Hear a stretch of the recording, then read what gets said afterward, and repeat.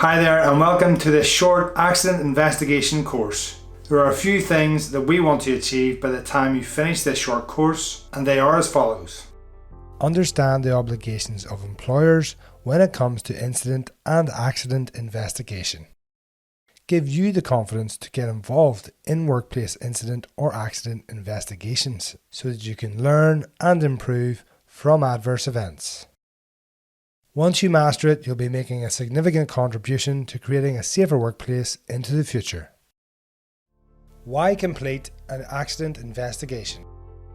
There are hazards in all workplaces. Risk control measures are put in place to reduce the risk of accidents and cases of ill health and bring them to an acceptable level.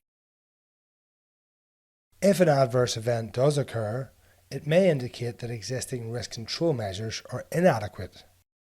At the very least, it's an ideal time to reassess the current state of controls. When an incident occurs when someone could be injured, but luckily they aren't, this is called a near miss. Learning lessons from such near misses can be a great way to make your business more robust. In addition, there are extensive legal, social, and of course commercial benefits to adopting a proactive learning approach to adverse events. Should you investigate near misses? Whilst the case for investigating accidents is clear and well established, the need to investigate near misses and unsafe conditions is not always as obvious. However, it's always mostly the case that investigating unsafe conditions or near misses is easier than investigating accidents where someone has come to harm. Adverse events where no one has been harmed can be scrutinised without having to deal with injured people, their families, a demoralised workforce, and other repercussions. Consider the following responses. I mistakenly turned the wrong valve which released the boiling water because the valves all look the same. Or, I don't know how John was scalded. Which is the likely response to a near miss and which to an accident? More importantly, which is more useful? It is often pure luck that determines whether an undesired circumstance translates into a near miss or an accident. The value of investigating each adverse event is the same. An investigation is not an end in itself, but the first step in preventing future adverse events. A good incident or accident investigation will enable you to learn general lessons which can then be applied across your organisation. The outcomes should identify why the existing risk control measures failed and what improvements or additional measures may be needed. Who should carry out an investigation? For an investigation to be both worthwhile and valuable, it's essential for both management and the workforce to be involved in some capacity.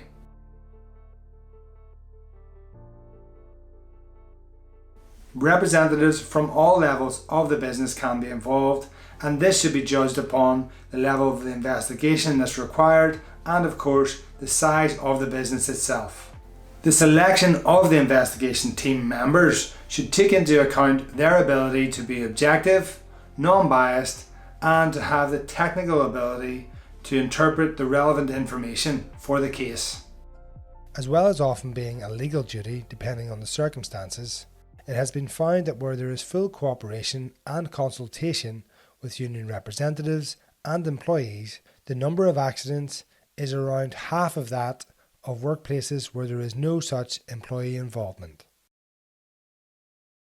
This type of approach will help ensure that a wide range of practical knowledge and experience is accessed for the investigation. In addition, employees' representatives will feel empowered and supportive of any remedial measures that may be necessary. A joint approach also reinforces the message that the investigation is for the benefit of everyone. Is the accident work-related? A workplace accident or incident can only be considered work-related if it can be demonstrated that the work environment caused or contributed to the event. It is essential to have an understanding of the circumstances of an event before it is possible to decide if it is indeed work-related. To decide if an accident or incident is work-related, it must be determined if the event was due to the way the work was organised, carried out or supervised, any machinery, vehicle, plant, substances or equipment used for work, or if it was due to the condition of the site or premises in which the event occurred. What should you investigate? Having been notified of an adverse event occurring and the basic information around what happened, you must decide if an investigation is required and if so, to what extent. It is the potential consequences and the likelihood of the event recurring that should determine the level of investigation that you implement, not simply the illness or ill health that's been suffered on this occasion. To get it right, you must start by asking the correct questions. For example, is the harm likely to be serious? Is this likely to happen often? Similarly, the causes of a near miss can have great potential for causing injury and ill health. When making your decision, you must also consider the potential for learning lessons. For example, if you had a number of similar adverse events, it may be worth investigating, even if each single event is not worth investigating in itself. Also, it is best practice to investigate all adverse events which may affect a member of the public.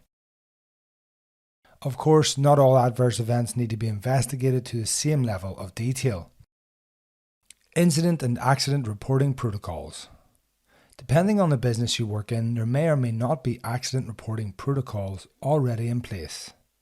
It's important to get to grips with any current process that does exist and look at the history of incident and accident response before you try to make any improvement.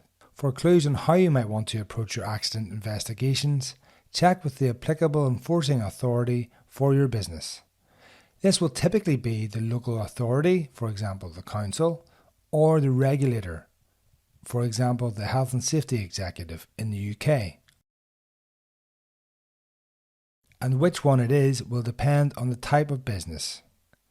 It is likely that there may be guidelines or local laws which outline how you must report in certain circumstances, such as the RIDDOR regulations. Refer to our RIDDOR course for more specific information on these reporting requirements. How to investigate an accident in the workplace. Now that we've built some context around investigating an accident or incident in the workplace, it's time to look at some practical steps for the investigation. Our initial response would have included emergency response such as first aid, medical treatment, and making the area safe, followed by an initial high-level, in other words not detailed, report. This would involve informing relevant stakeholders, including your regulator where appropriate. After that, we need to determine the level of incident or accident investigation that would be appropriate for the specific adverse event. Remember, you must consider the worst potential consequences of the adverse event. For example, a scaffold collapse may not have caused any injuries, but had the potential to cause major or even fatal injuries. Let's look at the accident investigation tool made available by the HSE in Great Britain. Here, in a minimal level investigation, the relevant supervisor will look into the circumstances of the event and try to learn any lessons which will prevent future occurrences. A low-level investigation will involve a short investigation by the relevant supervisor or line manager into the circumstances and immediate underlying and root causes of the adverse event, as we mentioned previously, to try to prevent a recurrence and to learn any general lessons. A medium-level investigation will involve a more detailed review by the relevant supervisor or line manager. health and safety advisor and employee representatives, and will look for again the immediate, underlying and root causes. A high-level investigation will involve a team-based investigation involving both supervisors, line managers, health and safety advisors, and again employee representatives, where appropriate. It will generally be carried out under the supervision of senior management or directors of the business, and once again it will seek to find the immediate, underlying and root causes. This accident investigation tool is just an example of a methodology that helps you decide which level of investigation is appropriate according to the specific adverse event. Of course, you don't have to use this, but if not using it directly, it could be used as a guide if you wanted to create your own investigation tool appropriate for your business. Step 1. Gathering evidence. Gathering evidence is an essential first step when conducting an incident or accident investigation. Time is of the essence, and it's very important that someone is able to visit the scene of the accident before any significant changes can be made. Gathering photo and or video evidence of the site itself and any plant, tools or equipment that may have been involved is a critical next step. This is similar to what you may see in, for example, a serious road traffic accident, where a police force may cordon off a section of road where the accident has occurred to allow them to investigate the scene. Taking photos and or videos of the area and the associated plant, equipment, etc. that may have contributed to the incident is a very important initial step in the process. Once this is completed, the investigation team should start to gather related information to help build more context around the event. Here are some examples of what this might look like. Collect and review the risk assessments or work instructions for the process, and ask the question, was the process being followed? Look at the training records of those involved. Are they current and would they be deemed competent? Review the company's general health and safety standards and ask, were those standards being upheld? Examine maintenance records. Find out who carried out the maintenance and when it was last done. Look at recent audit reports, inspections and surveys for more clues. Interview those who have witnessed or been affected by the event as soon as possible. Now let's look at some more information regarding witness interviews. Accident investigations should be seen as an opportunity to uncover the system in which the incident occurred. They should also be seen as problem-solving exercises, not as an inquisition. We must look beyond the immediate cause and resist the temptation to allocate blame, but rather focus on preventing future accidents. Of course, there may be circumstances when a person or persons have acted inappropriately and contributed to an accident, but we can't establish whether that is the case until we complete an objective and unbiased investigation. When carrying out your investigation, it's important that you interview those who were affected or that witnessed the event itself. Take into consideration the following points when preparing to interview. Preparing for the interview. Gather and review all the supporting information currently available. Visit the scene of the accident as soon as possible after the event. Allow adequate time. In other words, don't rush the interview process. Avoid being interrupted when you're going through the interview. And here are a few tips to consider when conducting the interview itself.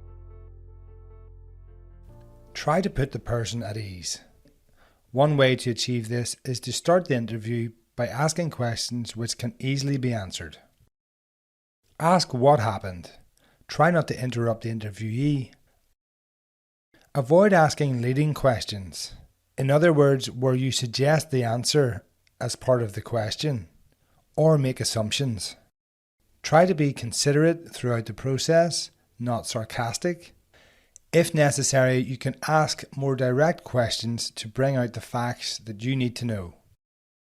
Let the person recall how the event happened in their own words. And make sure to emphasize that the purpose of the investigation is primarily to prevent a recurrence of the event. Analyzing the information. Step 2. Once you have completed your interviews and gathered any further supporting data that you require, it's time to analyse that information. When conducting an accident or incident investigation, it's usually beneficial to target the root cause of the event itself. And one of the most common ways to help establish that root cause is by the use of a 5 why analysis. If you're not familiar with the 5 whys method, don't worry. We will look at what the methodology is and demonstrate a simple example of how that might be used. Once you get comfortable with the theory, it will require you to use the method in real-life scenarios to truly get comfortable with the process. What is the 5 whys method? The 5 why or 5 whys method is a really simple but powerful tool that can be used for any problem-solving activity. And yes, we do use it in health and safety. It's a technique that will help you get beyond the immediate causes and symptoms of a problem and into the underlying issues. This will allow you to come up with solutions that will hopefully help you avoid the same scenarios happening over and over again. Very simply, the method requires you to ask why 5 times, hence the name. Generally, whenever you start with a problem statement and ask why over and over again, by the 5th time that you do it, you're usually not far from the root cause of the issue.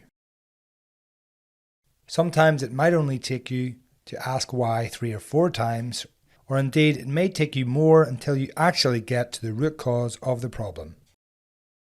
Also, in many cases, there may be more than one root cause. It may be that multiple root causes need to be investigated or remedied. Now we've explained the concept, let's take a look at a quick example. As with any health and safety related accident or incident, we begin with a problem statement. A quick tip here is to keep things as visual and simple as possible, such as writing down information on post-it notes, using presentation software, or simply using a whiteboard. For a 5 why, we start with the event. It's important to have a clear definition of the event under analysis. When devising the initial problem statement, you should focus on process and not people. Do not include any possible causes. And remember, the initial statement should consist of these 3 things: a subject, a verb, in other words a doing word, and an outcome. We're going to use the case of someone, subject, falling over, verb, and breaking their wrist, outcome, i.e. a slip or trip accident. This is something that happens often in workplaces. We start with our problem statement, which is that someone fell and broke their wrist. Of course, the first thing we must do is ask why. Typically, when we answer the first question within the 5 whys process, we're usually looking at more obvious aspects of the problem, i.e. the immediate causes. The methodology encourages you to go deeper and deeper as you repeat the question to look into the underlying reasons as to why something happened. In this case, if we asked, why did someone fall and break their wrist? You may come up with an answer such as, they slipped, or there was ice on the ground. As well as that, it's worth pointing out that there may be multiple reasons as to why something happened. In which case you would branch off the answer and provide 2 or 3 reasons underneath the first why. For each subsequent answer, then you actually ask another set of questions or whys. In this example, we're just going to use one for demonstrative purposes. The agreed answer was, there was ice on the ground. Again, you would ask why that was the case. Maybe that there was no salt or grit applied to the ground to remove the risk of someone slipping on the ice. Okay, let's assume there was no salt or grit applied to the ground. You then ask why again, and you'll start to see that we're getting deeper towards the root of the problem. Digging deeper by asking why. Why was there no salt or grit applied to the ground? The answer may be something like, no one was given responsibility to apply grit to the ground. You would then ask why again, and you may come up with an answer such as, it was not identified in the risk assessment for the site. Okay, as you can see, we're getting towards the more systems and process orientated aspects of this event. Once you identify that the issue or the risk wasn't included in a risk assessment, for example, you would then ask why again. A typical answer for this might lead to something like, the person who completed the risk assessment wasn't appropriately trained or competent regarding site health and safety. The specific number of times that you ask the question why is not critically important here, just provided that you're digging in to an appropriate level of detail to help you uncover those root causes. In this case, we're identifying that the person tasked with doing risk assessment didn't have sufficient understanding of the risk and the potential magnitude of it. As you can see by the demonstration, once we've asked why numerous times, you've got to the point where you're able to identify where there's been a management or process failing. This could relate to the training that's been provided to the workforce or the identification of suitable people for carrying out certain tasks. You may of course want to dig even deeper into the different aspects or root causes that you find, but that's up to you and your organisation to decide. This example is only for illustrative purposes and demonstrates how asking why a few times can help you work towards the root cause of an accident or incident. As you can hopefully see, it's something that's helpful for individuals or even better teams to use in the problem-solving process. Once you've determined the main causes of your event, the next step is to determine improvement actions. The hierarchy of controls or risk hierarchy is a system used in workplace environments to minimize or eliminate exposure to hazards. It can help guide the thought process as you consider your options. This risk concept is taught to managers in industry to be promoted as standard practice in the workplace. You can find out more about the hierarchy of control in our support documentation and in our risk assessment training. When you're considering your actions from your investigation, we'd recommend that you consider them from at least these two perspectives. Firstly, corrective. This is taking the direct lessons from your analysis and ensuring that the same thing doesn't happen again. Preventative. This is where you take the learning outcomes from the specific event and apply them across your organisation to help resolve and prevent further safety issues. Also, remember the following. Actions should be targeted towards the underlying or root causes. Root causes are causes that, if corrected, would make a recurrence highly unlikely. You may also want to consider sharing your learning with other sections of your organisation. Issue your action plan and implement. Work as a group to agree a set of actions that address the identified causes. Try to ensure that the actions address the problem and not the symptoms of the problem. Make sure to share responsibilities for actions as much as possible to involve other people and spread that ownership. Keep everyone that was involved in the event and others who were affected, such as people working in the area or on the same job, up to date with the investigation progress. Use the event and the findings in the site communications or toolbox talk schedule. Also, consider sharing the learning with other locations or sites, such as via a safety alert. That brings us to the end of this short accident investigation awareness course.